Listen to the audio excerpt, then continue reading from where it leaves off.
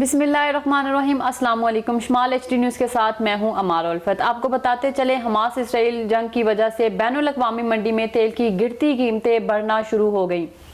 ایشیائی منڈی میں بھی 4.7% تک اضافہ ہو گیا، جبکہ اسرائیل اور حماس کی جنگ کے دوران اسرائیل کی جوابی کارروائی میں غزہ شہر کو کھنڈر بنا دیا گیا۔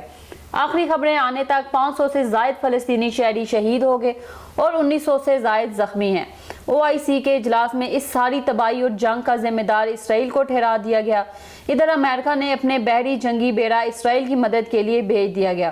امریکہ کھل کر دہشت گرد اسرائیل کی مدد کرنے لگا، جبکہ پوری دنیا سے اسرائیل کے خلاف آوازیں اٹھنے لگیں۔ آپ کو بتاتے چلے حماس اسرائیل جنگ کی وجہ سے بین الاقوامی منڈی میں تیل کی گرتی قیمتیں بڑھنا شروع ہو گئیں۔ ایشیائی منڈی میں بھی 4.7% تک اضافہ ہو گیا، جبکہ اسرائیل اور حماس کی جنگ کے دوران اسرائیل کے جوابی کارروائی میں غزہ شہر کو کھنڈر بنا دیا گیا۔ آخری خبریں آنے تک 400 سے زائد فلسطینی شہری شہید ہو گئے اور 1900 سے زائد زخمی ہیں۔ OIC کے اجلاس میں اس ساری تباہی اور جنگ کا ذمہ دار اسرائیل کو ٹھہرا دیا گیا۔